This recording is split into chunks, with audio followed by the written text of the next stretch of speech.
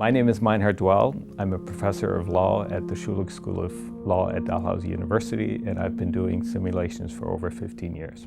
I first got interested in simulation because I found that the students often couldn't relate to how law is applied in the real world. So they found law to be very abstract, and so that made it more difficult to motivate them to learn, and made it more difficult to get them to appreciate the complexity of law. So I've done 3 different types of simulations in my career at the Schulich School of Law. The first one was a simulation around an environmental assessment process. So I essentially assigned the students each a role in the assessment process, and we simulated the real assessment process that was going on. So that was the first one. The second one I started in the mid-2000s when the negotiations for a follow-up to the Kyoto Protocol heated up in the UN climate negotiations. So for about 10 years, every year, we negotiated a global agreement on climate change. And then when the Paris Climate Agreement was finalized,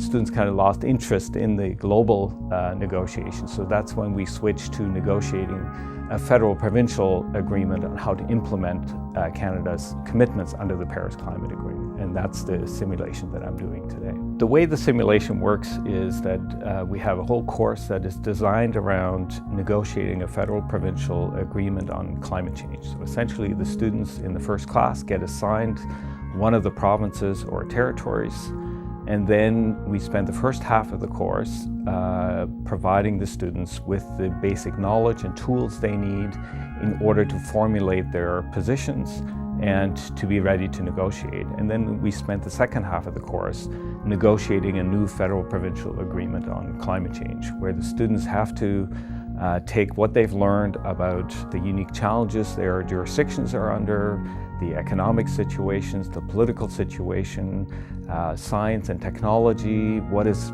possible in their jurisdictions, and at the same time reflect on what commitments Canada has made under the Paris Climate Agreement, and take all of that and put it into a starting negotiating positions, and then negotiate towards a successful overall agreement. Negotiations are hard, and I think it's really easy to judge when you read something in the news, especially around environment, and think, oh, they're not doing good enough. But actually having participated in the negotiation, I learned that those negotiations are really hard and they involve a lot of different viewpoints that need to be compromised on. There are a number of skills that I would hope the students would take away from this. They would have to do interdisciplinary research, so they would have to research not just law and policy, but science, economics, technology.